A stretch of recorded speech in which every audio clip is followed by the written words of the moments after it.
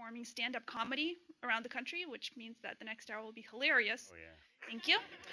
Currently, he's working on some screenwriting, also contributing to blogs such as Sox and Pinstripes and Sports Fan Live. I read one of those earlier today, and this was the first time I read anything about the Red Sox.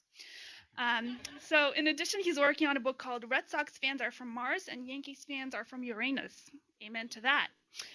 Just kidding. The book is coming out in the spring of 2010, so look forward to that. And without further ado, Andy. Thank you. Thank you.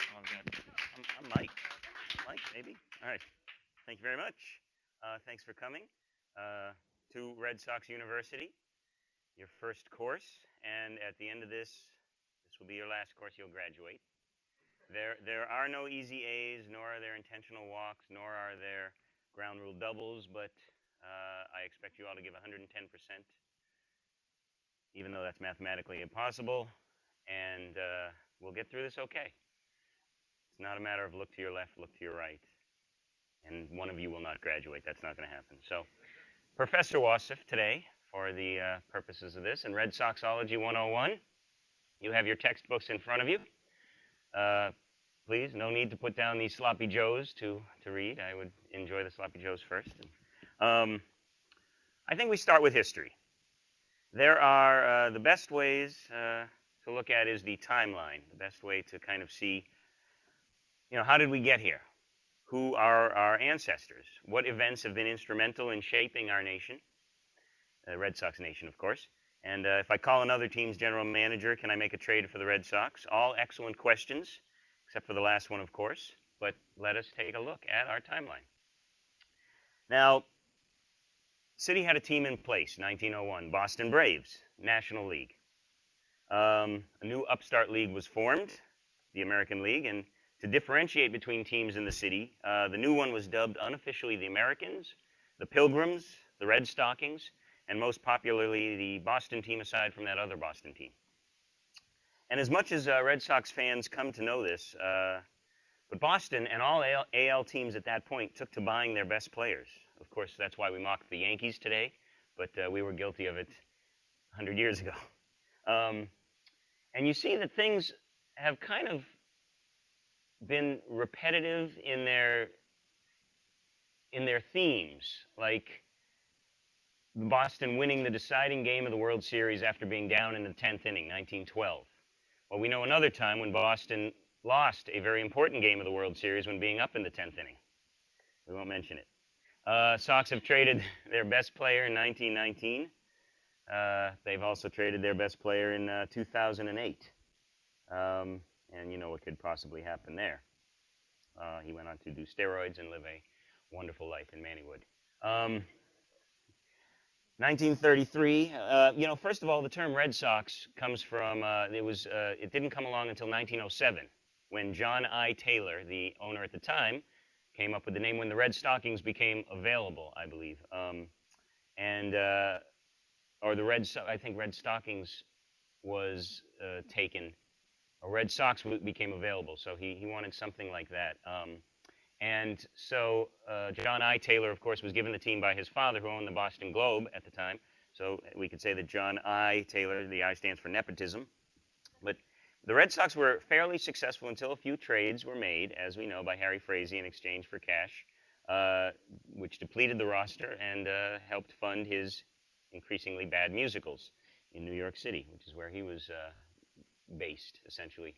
Tom Yawkey bought the way, and we know about the team. 1933, we know of Mr. Yawkey. Between his name and his wife's name are in Morse code between on the scoreboard between I think the visitors between the visitors' scores. And his he had a run of bad luck. He never actually won in 71 years, the Great Depression in Boston. Saved for 5 weeks during the 85 years we lost after the sale of Babe Ruth in 1919. And that's it. It wasn't 1918 that he actually played one more year where he didn't win either. So the curse of the curse of the Bambino is a little bit, it's very theatrical. Thank you, Dan Shaughnessy, for that. But saved for 5 weeks during the time that we lost in 46, 1986, 75, and 03 in 19. 67, where they got our hopes up. It was a pretty banal 85 years. Then we won twice. Then I came to Google. You're up to date. No. 1942, in need of a foul pole. The Red Sox signed Johnny Pesky, solely if he let them use his. These are some, 1986, I said that we wouldn't mention that, so we'll skip right by it. This is when Tom Yawkey died. Tom Yawkey's wife, Jean, died, so it finally switched hands, and we were going to win. We had the Yawkey Trust, which the purse strings were going to be opened, and we were going to sign all these great players that were overpriced, and they couldn't win either. Finally, we sold the Yawkey Trust to John Henry and in John Henry We Trust. There was a parade in 2004. You might remember. Traffic to Google was upsetting. Curt Schilling, mirroring what his idol Cy Young did, showing up at camp with a noticeable beer gut. But the team won regardless. And, of course, as I mentioned before, Manuel Ramirez was traded to the Dodgers. All right. Fun fact that you guys might want to know. Now, what does everybody get? See? Cy Young? No, he's shaking his head. He said Cy Young was never congenial. All right.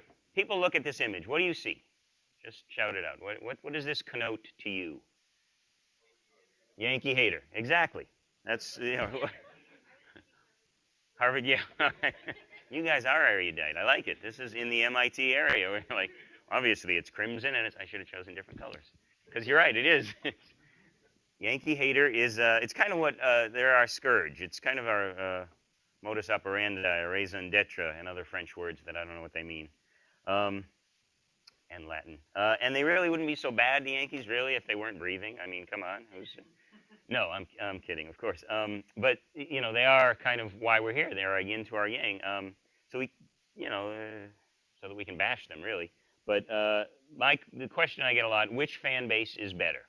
And you have your thoughts. But here's a chart, a graph to answer that. And as you can see, the second bar goes much higher than the other three bars, thereby proving without a shadow of a doubt which team possesses the better fans. I hope this puts to rest the question, and you guys understand what we're dealing with. But if you want to look at greatness by the number of championships won, if you're into that sort of thing, here's a chart for that. You can see Boston has won more championships at the beginning and end, but in that little middle area, New York's won. A better way to depict that is like this. Boston has dominated 2 eras, and New York just that little tiny era in the middle. So we are good at the beginnings of centuries. That's what we're known for. But many people don't realize this. This is true. When the Yankees began to win titles, 1923, so it took them 3 years with Babe Ruth, they did so with many former Red Sox players, without whom they never would have won. Babe Ruth being the best example, someone like pitcher Carl Mays, 1923, 27, 28, 1932 were won after Frazee sold off his team to New York. Those were Red Sox players playing for them. They were just wearing pinstripes at the time. So Yankees say they have 26 championships. While 4 of those were because of the Red Sox, I think you can, meanwhile, Frazee, by the way, got a lot of cash for all these players. He didn't like getting many players in return, or at least not many good players.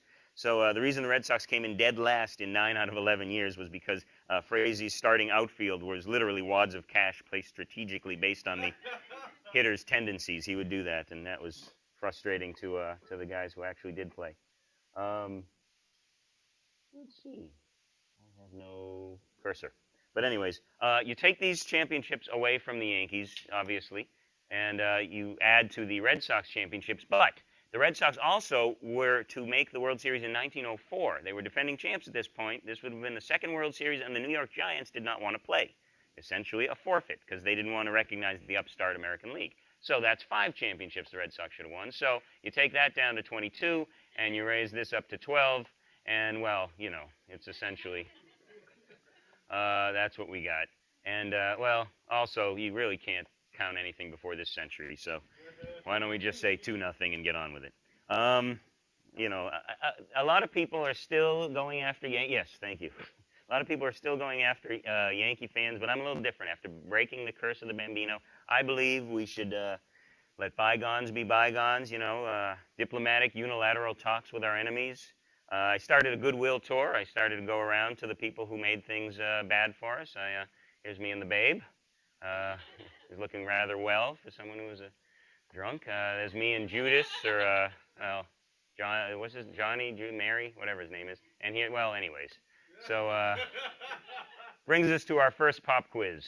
60 feet 6 inches. At stake right now for you students is a Red Sox fans or committed Yankee fans should be bumper sticker. Who wants to answer the question here? Yes, Jeff. Have you ever seen Johnny Damon throw a fly ball? All right. And less than, you're right. Very good. All right, Jeff, everybody. All right. That's right, yeah. That's good. All right. So the answer is the distance rubber from the pitching rubber to home plate. Very good. And it just grows. All right. Let's. With every nation, there is a government to keep in place to keep its citizens from, for one thing, purchasing beer after 2.5 hours into the game. But we have our own Bill of Rights, 10 amendments to our Constitution that proclaim our most unimpeachable laws. The First Amendment is probably our most powerful. Ownership shall make no law abridging freedom of speech in the form of the Yankee suck chant or calling EEI to complain about a manager's latest move, his lack of a move, his moving to move, his hesitation to move, his putting his house on the market to move, etc. But in order to make these laws, the government must first understand their subjects and their subjects' priorities. For different citizenships, there are different governments, as we can see. Boston fans tend to emphasize sports. And Milwaukee, well, it's Milwaukee. So, but as you, yeah, well, that's very important in LA. They do talk about that often. As you can see, we have somewhat of a constitutional monarchy. I believe that would be the closest to what we kind of have, with more the traditional rulers and then your figureheads. In this case, the president, who has less power, and the legislative branch, who are comprised of the media. You'll see in your textbooks later. But you can certainly introduce a bill to them on the floor of talk radio, like calling for a weak-hitting shortstop to be benched, but it usually just dies there.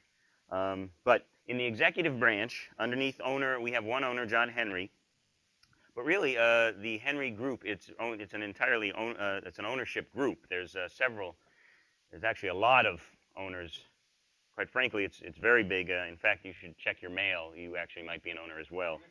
But anyways, it would only be minority interest, so you don't have to. Let's compare this flow chart. As you can see, the CEO, the GM of the executive branch, with another nation. Let's take Raider Nation. It's a little more straightforward. The owner, the head coach, the players, and then the fans. But we have here the president, of course, of Red Sox Nation. He's the face, and his required tasks. Of course, broadcasting the games. Every president must do this, do commercials, wear a mustache, laugh at Don Orsillo's jokes and make him laugh, and, well, anyways. That's President Remdog. We hope he's doing well.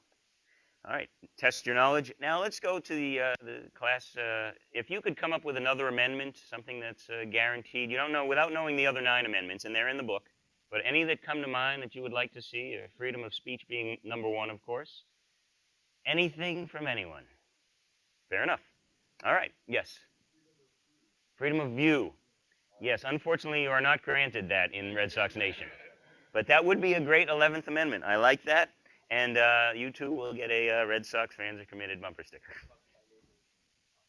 Ooh, thou shalt not cover that. No, that's one of the 10 Commandments. But it is, I think, in the the amendments, it's okay. So you're more than welcome to here, except Mark Teixeira. Yes.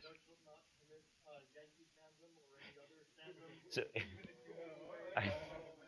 so thou shalt not become another fan. Now, are you talking like an interfanatical marriage or something where you marry one? Okay, because that, that's... We'll get to religion in a little bit, but that's fine. Okay, Fenway Park, named such because it is in the Fenway district of Boston. Over the years, it has become synonymous with the name park located in the Fenway district of Boston. Known for its intimate setting and odd field layout, the dimensions are such that one would assume the person who designed it must have been treated for insanity. Here are the dimensions right there. All right, the problem was when the park, as it's crammed into these city streets, which were probably horse paths way back when, the problem was it was designed by Osborne Engineering in 1911, and you may remember the great protractor shortage of 1911. So their lead architect contracted scurvy from a trip overseas, so the job of designing the outfield led to his replacement, fell to his replacement, Charlton Crazy Eyes Muskell, who liked to do things freehand anyways. That's why they look like this. The most noticeable piece of the outfield, of course, is the historic green monster. And here we see, oh, that's the wrong green monster. I'm sorry. All right, that Jimmy Buffett, really? We couldn't get a better picture? All right, well, anyways, it stands at 37 feet 2 inches tall, which is exactly 1 inch shorter than a Bucky Dent home run. And of course, it is hard to imagine nowadays that there are ads all over. Who but W.B. Mason would put them there, huh? Famous Carlton Fisk home run, the greatest, one of the greatest baseball shots ever, was filmed from inside the wall. Of course, it was filmed as we see it because the cameraman saw a rat, and in turn he fainted. The rat then took control of the camera and got the bounding Carlton Fisk. Manny, by the way, had a vending machine, coffee maker, and a foosball table installed in there. A lot of people don't know that. Kind of like Google. Our next pop quiz. The numbers on the right field facade. Anyone got an idea which one it might be? Retired numbers, yes, sir. Although it could be the 146892742 company. All right, give me, yeah, there you go. All right, absolutely. I know. Yay, all right, very well done. Yes, the number is retired by the team. Now, you talk about some of the dimensions of the park. You have to bring up the wall in right field, or a death trap in right field. The bullpen was constructed by Tom Yawkey in 1940 as a way to help Ted Williams hit home runs, because Ted Williams hit a lot to right field. So it actually cut 30 feet off the distance from home plate. In fact, many owners tailored and continue to tailor their ballparks to their best players. Like, take San Francisco, for example. They built Pac Bell with Barry Bonds in mind, because they had the short right porch for him, an easily navigable left field, and a syringe dispenser in the clubhouse. Of course, yeah. So that helped him. Anyways, the ideas weren't always helpful. Yawkey also tried spikes jutting out from the green monster as a hazard to visiting left fielders, but it also created a problem for his players, so those only lasted one season and 12 outfielders. Here's a fun fact for you. Fenway has a reputation for being an antiquated stadium, but as you can see, it's really ahead of some of the more modern ones. All right. So, in this, yeah, that's all right. You might know John Updike. Wait. Sorry about that. Where are we going? Let's try this. Okay. So, the new ownership came in 2001 and tried to find ways to maximize profits at the lyrical bandbox of a ballpark, which John Updike said. And moving the team was out, we decided, because there was no other good place outside of the waterfront. But since moving the stadium was out, they tried to come up with better ways to renovate. So they tried the double-decker seats, which are famous in London. Of course, the crow's nest seats. They had, very popular dugout seats. Those are some of my favorites, if they had gone through with those. Hot air balloon seats located high above Fenway, if the winds allow. And what would be the most expensive seats were the second base seats. And why second base is shaped like a pentagon, I don't know. But, all right. Anyways, yeah, another fun fact. And let us enter into the topic of religion. By the way, if anyone can play shortstop, I'd recommend you take the tour of Fenway. You'll get a pretty good shot. As we've been talking about Fenway Park, another name for Fenway Park is... Anyone? Anyone at all? What is a nickname for Fenway Park? No? All right, how about this? This analogy might help. Fenway Park is to the old Yankee Stadium. Bruce Springsteen is to Clay Aiken. Boston is to New York. The chapel is to the house that Ruth built. All of the above. Anyone hear it as the chapel? Okay, well, it's actually, the answer is all of the above. If you do compare Bruce Springsteen and Clay Aiken, you might actually get the same answer. So the answer is D, is in Dewey. All right. The religion of the nation is broken down as such, with 98% Soxism. But there is not much, as I would mention, we'd talk about religions, and there's not much separation of church and state in Red Sox Nation. However, you are allowed to maintain your religious views independent of Soxism. And now I ask you, independent of your religious views, let us pray. Holy Poppy, full of grace, the Lord is with thee. Blessed art thou among power hitters. Blessed is the fruit of thy walk-off. Swing, Holy Poppy, King of walk-offs, pray for us sinners now, and at the bottom of the ninth, let us say, Amen. All right, thank you. There we go. He's a very popular figure in Boston, of course, because here's a chart, actually, that shows this. Pets named Fenway have been shooting up since 2003, and, well, except for a little hiccup, Poppy, a lot of kids are being named Poppy as well. It's been on an upswing at Beth Israel the last couple weeks, so that's good. Well, prayer is very big in Red Sox Nation, but a lot of other fans believe in ceremonial ritualistic objects as methods of influencing the outcome of games, such as the tomahawk, the Homer hanky, the rally monkey. But as you can see through this chart, nothing works quite as good, strong starting pitching. And if you use any of these accessories at Fenway, you'll be stuffed into the Jimmy Fund donation box. A rally cap's okay, but only when your team is at bat. And in case any of you were going to go out and get a rally cap, all of your caps come rally enabled. So all you got to do, just, you flip it inside out, upside down there, and yeah, you're good to go. So don't spend any extra money. All right, if you are going to pray, it's always the best method to change the outcome of the game. It doesn't always work, but it doesn't hurt to try. And if you should know who to pray to whom you should pray. Red Sox Nation has many gods, each specific to a certain aspect of the game. Here's a chart. Of course, Fisk, the god of body English. Petey, the god of fatherhood. Ned Martin, a little before everyone's time, I think. But I remember him, the god of mercy, and of course, the Lord of the dance. There are several hymns as well. Music, very important in our rites of worship. 4 hymns in particular that are to be revered. These 4, you've probably heard of them. Probably the most poignant one to our people, Bostonians, Red Sox Nation. I'm shipping off to Boston for by the Dropkick Murphys. The song speaks to an entire city, I think. There's not one inhabitant of Red Sox Nation that can't relate to these immortal words here. I'm a sailor, Peg, and I've lost my leg. Climbing up the topsails, I lost my leg. I am shipping up to Boston, whoa, whoa.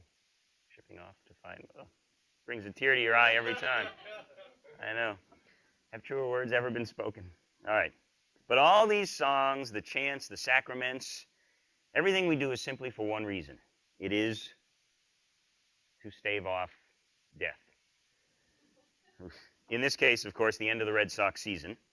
And only one team remains alive through an entire season. Elimination from the playoffs, sometimes called Dia de los Muertes, initiates a period of mourning that could last up to 4 months, basically until pitchers and catchers report for the next year. All right, now this comes to you guys, the biology of Red Sox fans, on that happy note. All right, there are 12 different fan types. Now, though we may all have the same beliefs, wear the same hats, give people the same finger in the same method on the highway, the untrained eye cannot see that there are actually slight differences defining Red Sox fans. So there are 12 different fans I must teach you. We'll go over a few of them. But you've got your idiot, your dirt dog, your Mirabelles. These are women who are actually shaped like Doug Mirabelli. Bill Simmons termed them. Bill Simmons came up with the idea that a lot of them are shaped like Doug Mirabelli. So they are Mirabelles. I give him credit for that. Royal Rooters. Ostriches, of which I am one. Pink hats, you've heard of. Let's see, what do we got over on the other side? Late bloomers. Techies. Rising suns from Japan. GMs, general managers. Baristas. There's one missing, but we'll get to that. Pink hats. They are the newest additions to the nation, appearing in 2004. Many people don't know that they don't often wear pink clothing, but it's just a common misconception. And if anyone asks you why they're booing Uke or calls him Jonathan Papelbaum or Big Pappy instead of Big Poppy, then you know they're a pink hat. All right, I'm an ostrich. I believe that good things won't happen to the team if I am there to witness it. Any other ostriches in the classroom today? Yeah. Yeah, okay, you're right. Yes, exactly, yeah. And that, yeah. No, that's fine. It doesn't mean they're bad fans or we're bad fans. Honestly, we do things that could help the team. I strived from, I strayed from this, and I lost Tim Wakefield's no-hitter earlier in the year when I said, oh, he's got a no-hitter. I should watch in the 7th inning. And sure enough, when did he give up the no-hitter? 7th inning. That was me. He did get one out after he did walk and then one out, and I thought maybe I'm safe. And then, anyways, we may be very loyal, though, I would say. Dirt dogs, guys who say in their bar, amongst their friends, how many outs there are, so you don't leave. You know exactly. If the ball comes to you and sitting at home, you'll know what to do with it. They also will keep track of what clothing you're wearing in case the Red Sox win. They know that you have to wear the same thing the next day. Late bloomers. Now, I'm sure we have some, perhaps here, at least at Google. Baseball's a long season, and these fans don't need to be bothered with games until the end. But just like players are called up in September, fans need an infusion of fresh blood or they get fatigued. So, they'll come up with brief questions. Sox got a shot this year? Yanks still in it?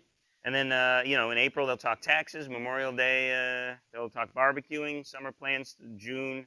Advice on the humidity, July and August. Boom. September, baseball season. And this one subset that I was mentioning isn't particularly abundant, but can be seen almost everywhere. They are called Ben Afflecks. There's one in Red Sox Nation. All right. Generally regarded as a graduate level course here, I thought we'd touch on this subject briefly so you get your money's worth. You guys paid $0 for your books, right? Okay. You'll get your money's worth, definitely. So the great philosophical questions have puzzled the great minds of Fenway since the dawn of time. If a tree falls in the forest and no one's there to hear it, do the Yankees gain a half game? We find that out.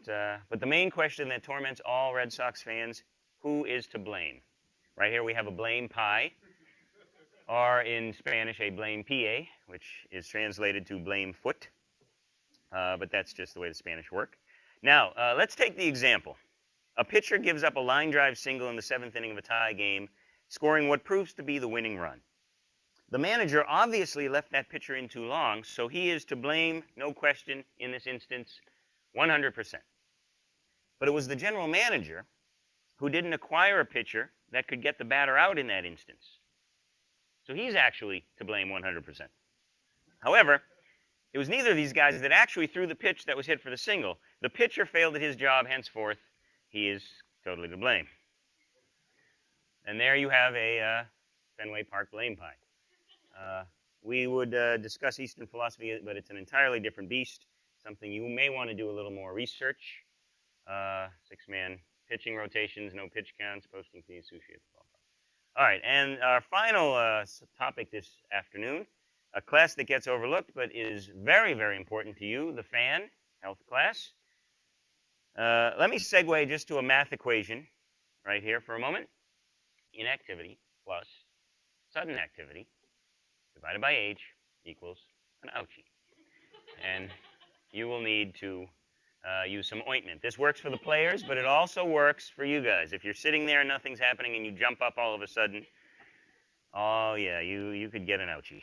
So being a fan is very, very strenuous. Do you have a question? Ages, times, or what? Okay. Well, I promised there would be no math, so yeah, that's yes, multiplied by age. You're right. I do apologize.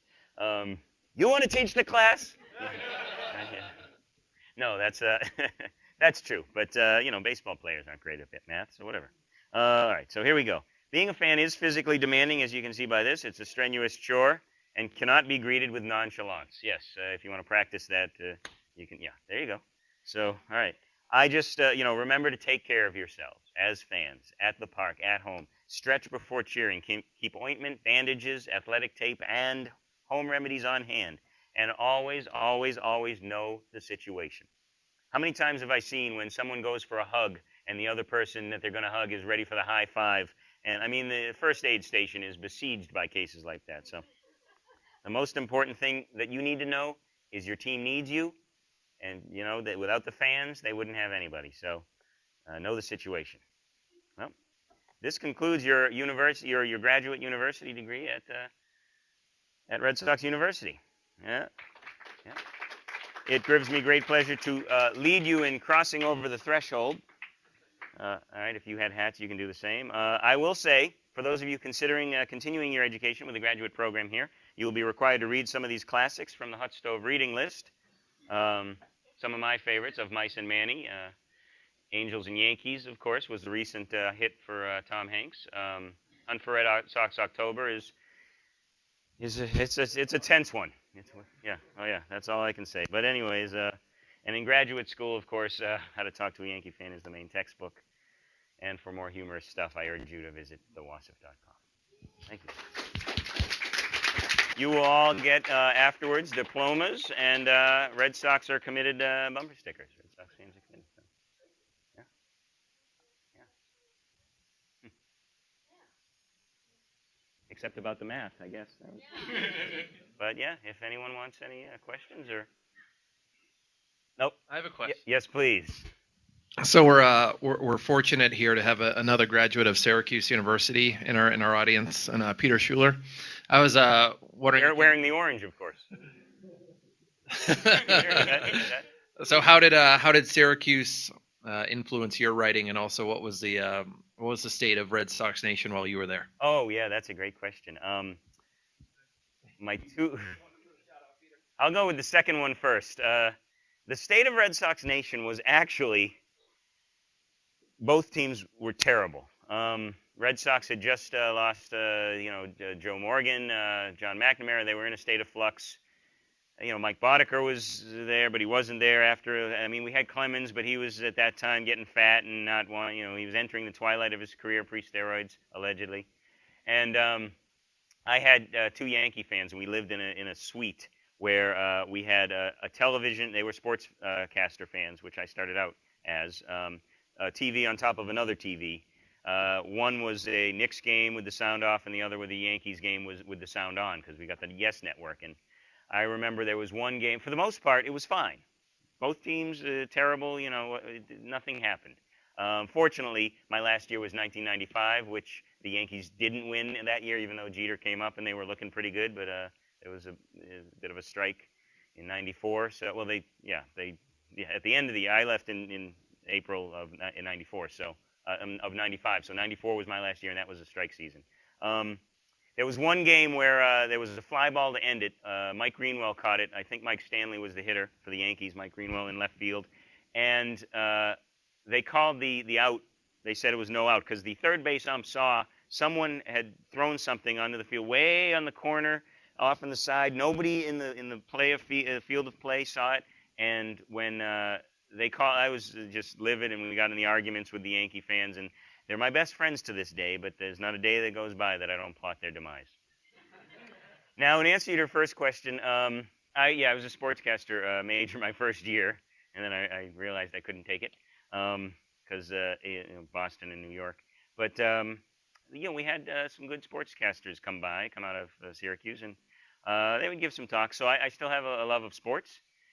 And there's just nothing really that you can do, nothing that funny about sports. So I'm trying to at least bring that into the humor aspect of things. So thank you.